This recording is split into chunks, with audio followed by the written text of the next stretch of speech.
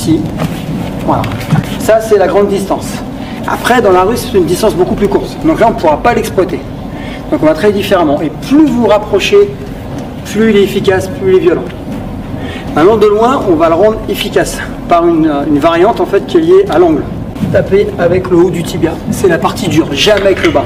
Donc souvent, quand on fait le low kick, on travaille horizontalement. C'est pas ce qu'il faut faire.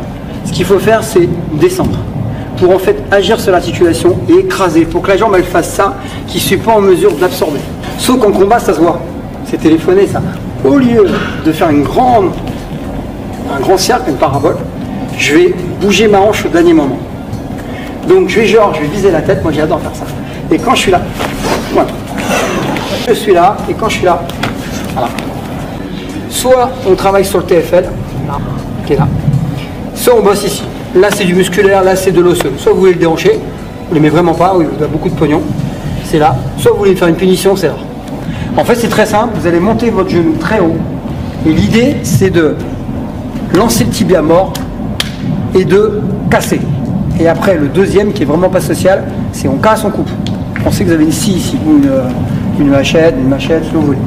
En fait le premier, voilà, c'est ça, ça va. Donc là, j'ai fait avec la partie basse. Maintenant, je vais juste poser. Là, il va moins aimer. Voilà. Déjà, on fait i, et là, on peut enchaîner. Celui-là, je suis ici, je m'embrouille. Je sais quoi le problème, machin, il y a un bout, on se tape, on se tient, et là, boum, détente.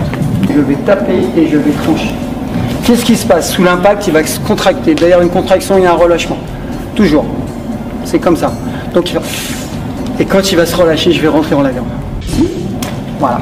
Voilà. Très simple. Vous relâchez, vous tapez bien avec ça, que cette partie-là, pas ça. Il faut réduire la partie, hein, c'est mécanique, hein. Plus c'est réduit, plus ça fait mal. Et vous cherchez à toucher, donc je vais le faire voir sur moi, c'est plus simple. Ici, il y a un trou. Il y a un trou, ok? Vous visez dans le trou.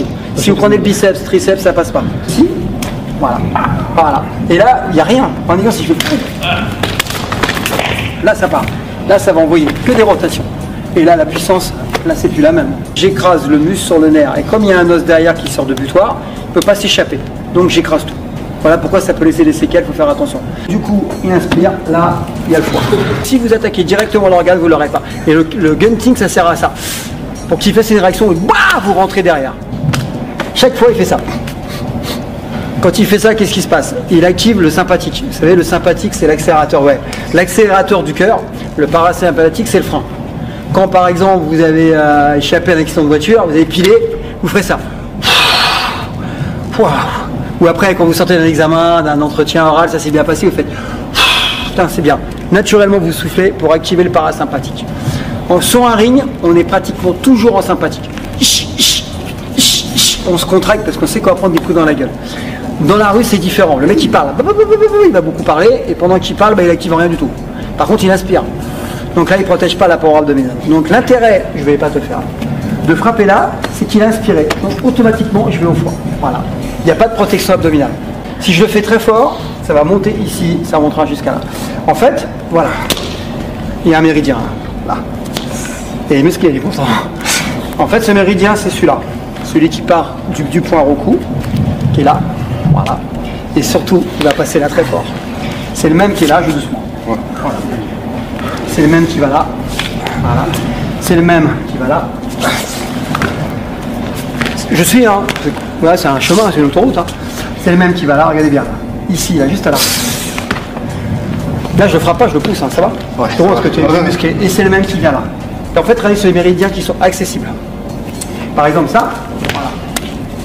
Quand vous touchez les organes, il ne faut jamais le faire horizontalement, toujours en descendant, en montant. Si vous faites un shooto, je fais doucement, jamais horizontalement, toujours, voilà, vous avez la différence, et ça tombe. Pareil ici, faites ça, c'est pas bon, faites ça, voilà, et ça part tout seul. Juste travailler en angle 45 degrés. L'intérêt de toucher avant, de connecter, ouais, c'est chaque fois, clic, clic, voilà. Donc le fait de toucher une partie du corps, c'est comme là, et en fait, vous faites ça, c'est pareil, il y a une réaction différente. Il se protège vraiment, en fait, il va se relâcher, c'est pour ça. Donc ça, c'est bien, si vous faites ça avant, c'est plus pareil. Si vous faites ça avant, c'est plus pareil non plus. En fait, je prends là, voilà, et là du coup, j'en mets.